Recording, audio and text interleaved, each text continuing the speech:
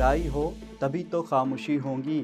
ये शोर चीखता है तू समंदर नहीं लगता। मैं सबसे झूठ कहता हूँ कि मुझको डर नहीं लगता। मैं सबसे झूठ कहता हूँ कि मुझको डर नहीं लगता। ये प्रिपरेशन का जो फेज़ था उसमें पापा की तबीयत ख़राब होना, मॉम की डेथ हो जाना, कोविड होना, शादी के बाद रिस्पॉन्सिबिलिटीज़ आ जाना, इन सारी चीज़ों ने इतना मजबूत बना दिया था कि अब यूपीएससी के एग्ज़ाम से या फिर किसी भी एग्ज़ाम से डर नहीं लगता था। जूते फटे पहनकर आकाश पर चढ़े थे, सपने हमारे हरदम औकात से बड़े थे। ऊंची इमारतों में हुआ जश्न सारी रात, हम पत्थरों की तरह बुनियाद में गड़े थे। हेलो, मेरा नाम आसिम खान है। मैं महाराष्ट्र के धुले सिटी से बिलोंग करता हूँ। कई मर्तबा हमारे जहन में, हमारे माइंड में ये सवाल आता है कि हम कहाँ पर पैदा हुए, कहाँ पर पले बढ़े, हमें किस तरह की अपब्रिंगिंग मिली है, हमारे पेरेंट्स कौन थे, हमारा सपना क्या है। तो इन सारी चीज़ों को देखते हुए हम अपना टारगेट सेट करते हैं, उस टारगेट तक पहुंचने की कोशिश करते हैं। हमारी स्कूलिंग कहाँ से हो रही है, ये सारी चीज़ें हमारे जहन में होती है। लेकिन मैं आपको बताना चाहूँगा कि एक मर्तबा आपने कोई टारगेट सेट कर लिया है तो इसके बाद कोई फ़र्क नहीं पड़ता कि आप कहाँ से आते हैं, आपकी स्कूलिंग किस मीडियम से हुई है, आपके पेरेंट्स, आपका फैमिली बैकग्राउंड क्या है, आपको कितनी अपॉर्चुनिटीज़ मिली है। आपने मन में ठान लिया तो आप खुद ब खुद अपना रास्ता बना लोगे और अपने मकसद को ज़रूर पाओगे। मैंने यूपीएससी 2020 का एग्ज़ाम 558वीं रैंक के साथ कामयाब किया है और मैं इस वक्त इंडियन पोस्टल सर्विस 2021 बैच का ऑफिसर ट्रेनी हूँ और Rafi Ahmed Kidwai National Postal Academy में अंडर ट्रेनिंग हूँ। मेरे पेरेंट्स दोनों प्राइमरी टीचर रहे हैं। मेरे अलावा मेरे घर में भाई बहन सब कोई टीचर रहे हैं और मेरे ऊपर बड़ा प्रेशर था कि बड़ा होकर मुझे भी टीचर बनना है। लेकिन जब आपके अंदर एक ज़िद होती है, कुछ समाज के या घर वालों के अगेंस्ट में जाकर कुछ करने की ज़िद होती है, तो आप कुछ नए रास्ते को चुनते हैं और इसी वजह से मैंने इंजीनियरिंग की, उसके बाद यूपीएससी का एग्ज़ाम क्वालिफाई किया है। शुरुआत की अगर बात करें तो पहली से लेकर 12th तक, फर्स्ट टू 12th स्टैंडर्ड, मेरा जो एजुकेशन हुआ है वो उर्दू मीडियम से हुआ है। जितने भी सब्जेक्ट्स होते हैं, physics, chemistry, biology, social science, ये सारे सब्जेक्ट्स मैंने उर्दू ज़बान में पढ़े हैं। जैसे यूनिफ़ॉर्म सर्कुलर मोशन को मैंने यकसा दायरवी हरकत पढ़ा है, रिनाइसेंस को मैंने निशातुस सानिया पढ़ा है। तो इस तरीके से मेरा पूरा के पूरा एजुकेशन उर्दू मीडियम से हुआ है। उसके बाद मैंने नॉर्थ महाराष्ट्र यूनिवर्सिटी से बायोटेक्नोलॉजी में इंजीनियरिंग की है और उसके बाद शुरू होता है मेरा यूपीएससी का सफ़र। बचपन में जिस तरीके के हालात में मैं बड़ा हुआ हूँ, मेरे घर की फाइनेंशियल कंडीशन बहुत बेहतर थी, किसी तरह की कोई दिक्कत नहीं थी। लेकिन आस-पास के लोगों को देखते हुए, दोस्तों को देखते हुए, ये एहसास हुआ कि समाज में बहुत सारी चीज़ों की कमी है। जैसे कई लोगों को साफ़ पानी नहीं मिल पा रहा है। बहुत सारे लोग ऐसे हैं जो अपने बच्चों को बेसिक एजुकेशन नहीं प्रोवाइड कर पा रहे हैं। स्कूल की फ़ीस भरने के लिए उनके पास पैसे नहीं होते हैं। कई मर्तबा एक वक़्त का खाना नसीब नहीं हो पाता दिन में उनको। ये सारी चीज़ें देखते हुए ये एहसास हुआ और घर वालों ने जिस तरीके से मुझे तरबियत दी थी कि समाज के लिए हमें कुछ करना है और कुछ करने के लिए यूपीएससी या सिविल सर्विसेज जो एक प्लेटफ़ॉर्म प्रोवाइड करते हैं, वो बहुत अहम होता है। इसलिए धीरे-धीरे मेरे ज़हन में ये चीज़ आती गई कि यूपीएससी को एक ज़रिया बनाते हुए समाज के लिए कुछ किया जाए। 2014 में इंजीनियरिंग कंप्लीट करने के बाद मेरा यूपीएससी का सफ़र शुरू होता है। 2015 में मैंने हज कमेटी ऑफ इंडिया मुंबई में एडमिशन लिया। वहाँ पे पहुँचने के लिए ऑल इंडिया लेवल पर एक एंट्रेंस होता है। उस एंट्रेंस को क्वालिफ़ाई करने के बाद आपको इंटरव्यू के लिए बुलाया जाता है और एक मर्तबा अगर आप इंटरव्यू में क्वालिफ़ाई हो गए तो आपको वहाँ पे सिलेक्शन मिल जाता है। वहाँ से मेरी शुरुआत हुई और जब यूपीएससी का मीडियम चूज़ करने की बात आई, तो मैंने उर्दू को अपना मीडियम चुना। उस वक़्त मेरे जो सीनियर्स थे और वहाँ के जो हमारे फैकल्टी थे, उन्होंने बहुत रोका कि आप इसे चूज़ मत करिए, इसमें आपको स्टडी मटेरियल नहीं प्रोवाइड हो पाएगा। पिछले कुछ सालों में ऐसा कोई मेंटर आपको नहीं मिलेगा जिसने ये एग्ज़ाम उर्दू मीडियम से क्वालिफ़ाई किया है, जो आपको बता पाए कि क्या पढ़ना है, कहाँ से पढ़ना है, आंसर्स कैसे लिखने हैं। तो इसलिए बेहतर होगा कि आप इंग्लिश या हिंदी की तरफ जाएँ। लेकिन मेरा ऐसा मानना है कि जिस तरीके से इंग्लिश मीडियम को हम बढ़ावा दे रहे हैं कि हर कोई इंग्लिश में ही लिखना चाहता है, रीजनल लैंग्वेजेस चाहे मराठी हो, बंगाली हो, गुजराती हो, या फिर हिंदी की बात करें या फिर उर्दू की ही बात करें, तो इनके तरफ ध्यान नहीं दिया जाता है। इसे हमने पूरी तरीके से निग्लेक्ट कर दिया है। इसके ऊपर मैं 2 शब्द कहना चाहता हूँ कि मेरा ऐसा मानना है, इसी सियाह समंदर से नूर निकलेगा, इसी सियाह समंदर से नूर निकलेगा, मेरे जुनूँ का नतीजा ज़रूर निकलेगा। तो अगर हम जो चीज़ें छोड़ी जा रही है, हम हमारी रीजनल लैंग्वेजेस को छोड़ रहे हैं या ऐसी ज़बान जो आप जिसमें बात करते हो उसे छोड़ रहे हो, तो आपको उसी पे कोशिश करना चाहिए, आपको वहीं से रिज़ल्ट निकालना चाहिए। तो जो सीनियर्स या जो मेंटर्स मुझे कहते थे कि आपको इस मीडियम में एग्ज़ाम नहीं देना चाहिए,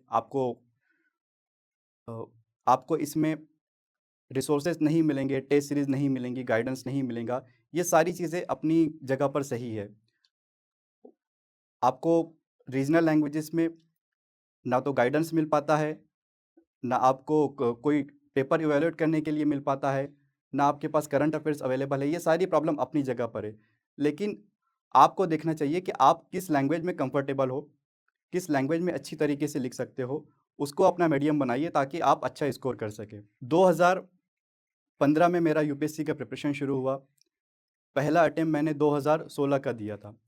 इस वक्त घर में एक हादसा हो गया, मेरे फादर को पैरालिसिस हो गया और तकरीबन 3 मंथ तक वो बेड पर रहे, उनका ट्रीटमेंट चलता रहा। इस वजह से पहला जो मेरा अटेम्प्ट था उसमें किसी तरीके की रुकावटें आ गई, मैं पूरी तरीके से कर नहीं पाया। लेकिन इसके बाद भी मैंने जाकर अटेम्प्ट दिया और ऑब्वियस सी बात है, जब आपकी पढ़ाई नहीं हो पाएँगी, आप पूरी तरीके से सिलेबस नहीं कवर करोगे, तो आपका प्रीलिम्स क्वालीफाई नहीं हो पाएगा। तो मेरे साथ भी यही हुआ, मेरा यूपीएससी का पहला जो प्रीलिम्स था, वो क्वालीफाई नहीं हो पाया। दूसरे अटेम्प्ट के लिए 2017 में मैं दिल्ली आया, जामिया मिलिया इस्लामिया, और वहाँ से अपना सेकंड अटेम्प्ट का प्रिपरेशन शुरू किया। इस बार मैंने प्रीलिम्स क्वालीफाई किया, इसके बाद मेंस में अपीयर हुआ, मेंस भी क्वालीफाई कर लिया और फाइनल इंटरव्यू के लिए कॉल आ गया। इंटरव्यू में जाने के बाद इंटरव्यू हो गया, उसका रिज़ल्ट आया, लेकिन 2017 का जो फाइनल रिज़ल्ट था उसमें मेरा सिलेक्शन नहीं हो पाया। अब यहाँ पर एक परेशानी ये थी, जिस वक्त रिज़ल्ट सामने आया, उस वक्त मैंने अपना नाम सर्च किया जो स्पेलिंग मैं लिखता हूँ, और उसमें मेरा नाम नहीं था। लेकिन कुछ सेकंड्स के अंदर ही मुझे अपने फ्रेंड्स के या जिन लोगों को पता था मैं इंटरव्यू दे चुका हूँ, उनके मैसेजेस और कॉल्स आना शुरू हो गए कि कांग्रेचुलेशंस, तुम्हारा यूपीएससी क्वालीफाई हो गया। तो उस वक्त मैं बहुत परेशान था, लेकिन पता चला कि लिस्ट में कोई और आसिम खान मौजूद है, इसलिए लोगों ने उसकी बजाय मुझे समझ लिया कि मेरा सिलेक्शन हो गया है। एक सदमा होता है कि आपकी पूरी मेहनत 1 साल की, 1.5 साल की बेकार हो गई। तो वो उस वक्त का सदमा, जैसे ही आप पीडीएफ में अपना नाम सर्च करते हो और आपका नाम नहीं होता, तो थोड़ी देर के लिए आपका ऐसा लगता है कि आपकी हार्ट बीट रुक गई है। और उसके साथ आपको अपनी एनर्जी फिर गैदर करनी होती है कि 20-25 दिन बाद फिर से प्रीलिम्स है और अब आप पीछे मुड़कर नहीं देख सकते। आप यहाँ तक पहुँच चुके हैं, आपके घर वालों का आप पर भरोसा है कि आप ये कर सकते हो, यहाँ पहुँच चुके हो, तो आपको खुद में बिलीव होता है कि एक मर्तबा फिर अटेम्प्ट देते हैं। तो मेरे साथ भी यही हुआ, सारी एनर्जी को अपनी गैदर करते हुए, अपने आप को मोटिवेट करते हुए, मैं 2018 के प्रीलिम्स में फिर से अपीयर हुआ।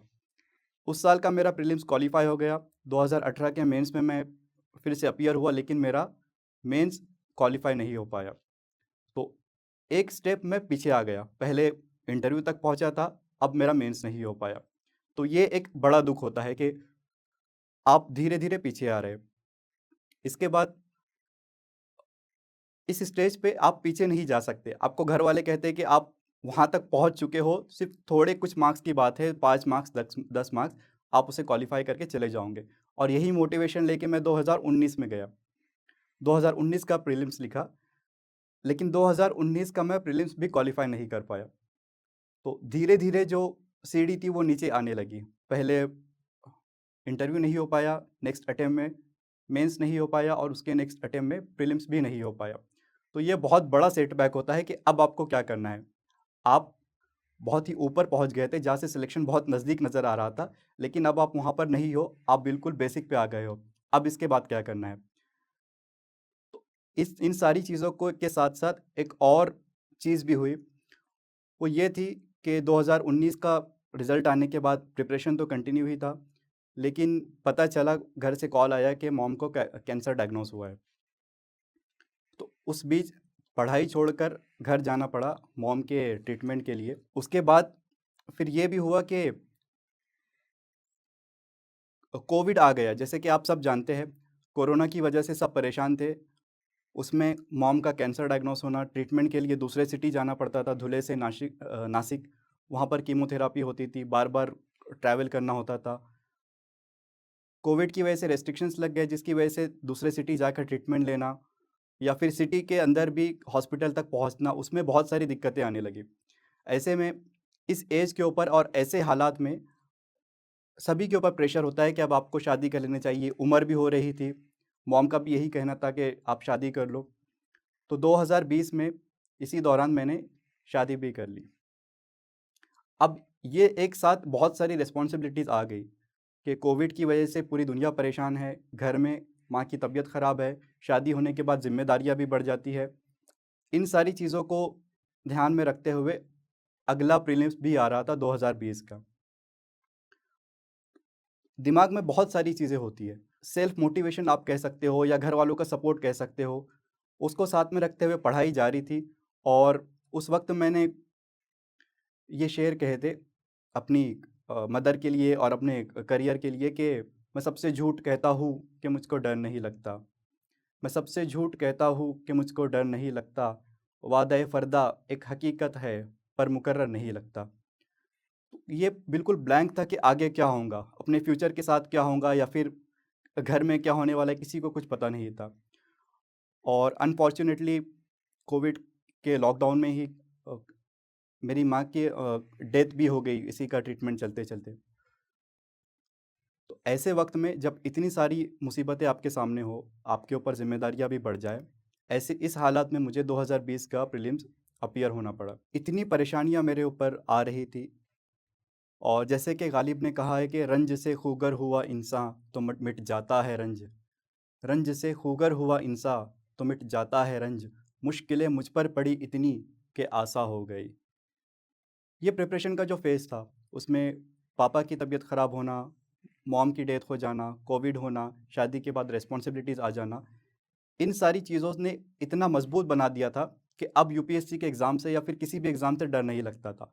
और मन में ये विश्वास था कि अगर एक मर्तबा और हिम्मत करे और थोड़ी कोशिश करे तो इसे ज़रूर कामयाब कर लेंगे।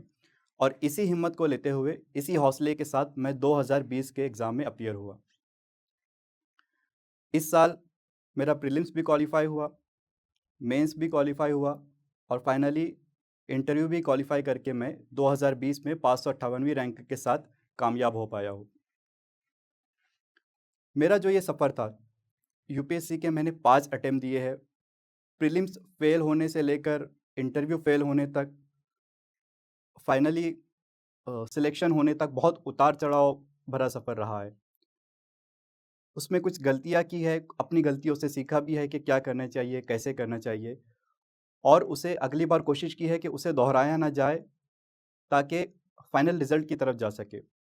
हमारे सबके ज़हन में यही चीज़ें आती है कि अब क्या करना है, कैसे करना है, लेकिन जब तक हम अपना मकसद, अपना गोल सेट नहीं करेंगे और उसकी डायरेक्शन में मेहनत नहीं करेंगे, तो हमें फाइनली वहाँ से रिज़ल्ट नहीं मिल पाता है। रीजनल लैंग्वेजेस या फिर हिंदी और उर्दू, अगर हम नॉन इंग्लिश मीडियम की बात करें कि उससे एग्ज़ाम में अपीयर होना या फिर किसी भी सिर्फ यूपीएससी ही नहीं किसी दूसरे एग्ज़ाम में अपीयर होने के बारे में बहुत सारे मिसकंसेप्शंस है, लोगों में भ्रम है कि इससे होता है, नहीं होता है, कितनी परेशानी आती है। तो यहाँ पर कुछ चीज़ें मैं आपके सामने रखना चाहता हूँ। पहली चीज़, मीडियम चूज़ करते वक़्त आपके ज़हन में ये होना चाहिए कि अगर कोई कमीशन, चाहे यूपीएससी हो या स्टेट पब्लिक सर्विस कमीशन, अगर आपको परमिशन दे रहा है, आपको इजाज़त दे रहा है उस लैंग्वेज में अपीयर होने के लिए, तो ये एक बहुत ही खुशकिस्मती की बात है कि आपको उसे एक्सेप्ट करना चाहिए। ऐसे ही तो आपको कोई अपीयर नहीं होने देगा किसी भी लैंग्वेज में। दूसरी चीज़, रिसोर्सेज़ के बारे में कहा जाता है कि सिर्फ़ इंग्लिश में अवेलेबल है, दूसरी लैंग्वेजेज़ में रिसोर्सेज़ अवेलेबल नहीं है। ये बात कुछ हद तक ठीक भी है। लेकिन एक बात यहाँ पे मैं आपके सामने रखना चाहता हूँ कि किसी भी एग्ज़ाम का जो बेसिक होता है उसका सिलेबस दिया हुआ होता है, और उसके साथ-साथ एनसीईआरटी की बुक्स हमें अपने सामने रखनी चाहिए। तो ये सारा के सारा जो सिलेबस है वो एनसीईआरटी से आप कवर कर सकते हो। और एनसीईआरटी की बुक्स ना सिर्फ इंग्लिश में, उसके साथ-साथ हिंदी और उर्दू में भी अवेलेबल है। तो वहाँ से आपका काम बहुत सारा आसान हो जाता है। दूसरी चीज़ एक ये कही कही जाती है कि करंट अफ़ेयर्स वाला जो पार्ट है वो आपका कवर नहीं हो पाता है। तो करंट अफ़ेयर्स के लिए मैं कहना चाहता हूँ कि इंग्लिश मीडियम के जो स्टूडेंट्स, जो एस्पायरेंट्स जहाँ से प्रिपेयर करते हैं, वही चीज़ें हिंदी और उर्दू में भी अवेलेबल है। जैसे पीआईबी की वेबसाइट से बहुत सारे लोग रेफ़र करते हैं, योजना मैगज़ीन रेफ़र करते हैं, ये सारे रिसोर्सेज़ हिंदी और उर्दू दोनों में अवेलेबल हो जाते हैं। तो वहाँ से आपका करंट अफ़ेयर्स वाला प्रॉब्लम भी सॉल्व हो जाता है। अगर इवैल्यूएशन के बारे में बात करें, टेस्ट सीरीज़ अवेलेबल नहीं है, तो इसके लिए एक सीधी-सी बात है कि यूपीएससी का जो क्वेश्चन पेपर होता है, वो सिर्फ़ इंग्लिश और हिंदी इन्हीं 2 लैंग्वेजेज़ में होता है। चाहे वो प्रीलिम्स हो, मेंस हो, इन दोनों में अ, इंग्लिश और हिंदी इन्हीं 2 लैंग्वेजेज़ में आपके सामने क्वेश्चन्स आएँगे। तो ज़ाहिर-सी बात है कि आपको क्वेश्चन्स चाहिए, लिखना तो आपको खुद को है। एक मर्तबा आपकी अंडरस्टैंडिंग आ गई कि क्वेश्चन क्या पूछा जा रहा है, उसकी रिक्वायरमेंट क्या है, उसमें क्या-क्या कंटेंट लिखना है, तो ऑब्वियसली आप उसका किसी भी लैंग्वेज में आंसर लिख सकते हो। चाहे आप मराठी में लिखें, बंगाली में लिखें, उर्दू में लिखें, क्वेश्चन तो आपको 2 लैंग्वेजेज़ में ही पूछे जाएँगे। तो प्रैक्टिस उसी से करिए, यूपीएससी के प्रीवियस ईयर क्वेश्चन पेपर देखिए, वहीं से आपका बेस बनेगा और आपको पता चलेगा कि आपको अपने आंसर्स में क्या इंक्लूड करना है, या अगर एमसीक्यूज़ आप सॉल्व कर रहे हो तो उसको किस तरीके से करना है। तो से रिसोर्सेज़ वाला जो प्रॉब्लम है वो बहुत ज़्यादा है नहीं। जब मैंने 2015 में प्रिपरेशन शुरू किया था तो मेरे सामने कोई रिसोर्स नहीं था कि क्या पढ़ना है, कहाँ से पढ़ना है। मैंने एक-एक चीज़ ढूँढ-ढूँढ कर जमा की, एनसीईआरटी की किताबें जमा की, योजना मैगज़ीन्स इश्यू करवा के पढ़े, कुछ न्यूज़पेपर, इसके अलावा पीआईबी की उर्दू न्यूज़ रिलीज़ होती है जिसे इंग्लिश वाले भी पढ़ते हैं, आप उसे पढ़ सकते हो। और फाइनली मेरे पास इतना कंटेंट जमा हो गया कि मैंने अपने सिलेक्शन से पहले एक बुक पब्लिश की है जिसका नाम काविश है। वो यूपीएससी एस्पायरेंट जो उर्दू मीडियम से अपीयर होना चाहते हैं, उनके लिए बहुत ज़्यादा हेल्पफुल रहेंगे। कॉम्पिटिटिव एग्ज़ाम्स के लिए जितने भी एस्पायरेंट्स प्रिपेयर कर रहे हैं, जो भी स्टूडेंट चाहते हैं कि वो इसमें अच्छा करे या इसमें कामयाब हो, जिन्हें समझ नहीं आता कि क्या करना है, कैसे करना है, या फिर ऐसे एस्पायरेंट जो पढ़ाई शुरू करते ही सबको बताने लगते हैं कि उन्होंने शुरू कर दिया। तो इन सारी चीज़ों को रखते हुए मैंने कुछ शेर लिखे थे अपने प्रिपरेशन फ़ेज़ में, वो सुनाना चाहता हूँ कि मैं सबसे झूठ कहता हूँ कि मुझको डर नहीं लगता। मैं सबसे झूठ कहता हूँ कि मुझको डर नहीं लगता। वादे फ़र्दा एक हकीकत है पर मुकर्रर नहीं लगता।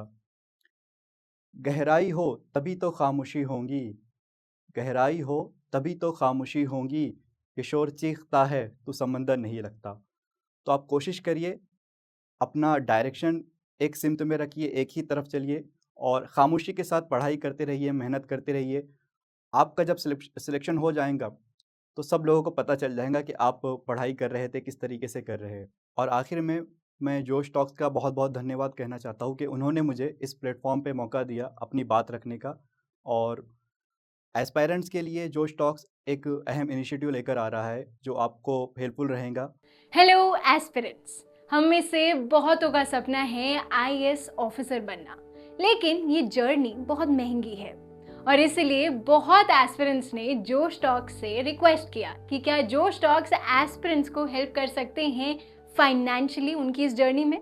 तो इसलिए जोश टॉक्स ने कांटेक्ट किया इंग्लिश मीडियम के लिए केएसजी आईएएस के खान सर को और हिंदी मीडियम के लिए संस्कृति आईएएस को। शायद खान सर और केएसजी आईएएस की इंट्रोडक्शन ही देने की जरूरत नहीं है। देश के सबसे जाने माने और रिस्पेक्टेड इंस्टीट्यूट्स में से है केएसजी। सृष्टि जैन देशमुख, शायद आपने नाम सुना हो, सर की ही स्टूडेंट रही हैं जिन्होंने 2018 में AIR 5 हासिल की। वहीं संस्कृति आईएएस के भी बहुत स्टूडेंट्स ने यूपीएससी में टॉप रैंक्स प्राप्त की हैं। कुछ ही समय में उनके भी बहुत स्टूडेंट्स की टॉक्स रिलीज होने वाली हैं। तो जोश टॉक्स ने केएसजी आईएएस और संस्कृति आईएएस से बात की और उन्हें रिक्वेस्ट किया कि क्या वो जोश की फैमिली के लिए एक बहुत बड़ी स्कॉलरशिप दे सकते हैं। मुझे बहुत खुशी है हम सबके साथ ये बात शेयर करने की कि दोनों ही इंस्टीट्यूट्स मान गए। वो जोश की फैमिली के लिए अपने फाउंडेशन कोर्स पे स्कॉलरशिप प्रोवाइड करेंगे। यानी कि वो क्वालिटी की एजुकेशन जिसकी फीस लाखों में जाती थी, अब हम अफोर्ड कर पाएंगे।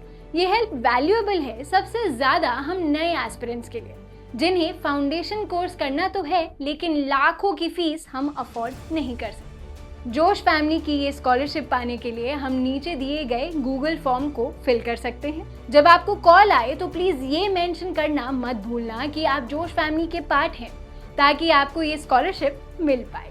जोश टॉक्स को बहुत गर्व है कि अब एस्पिरेंट्स को जोश सिर्फ कहानियों से नहीं बल्कि असलियत में फाइनेंशियली सपोर्ट कर पा रहा है।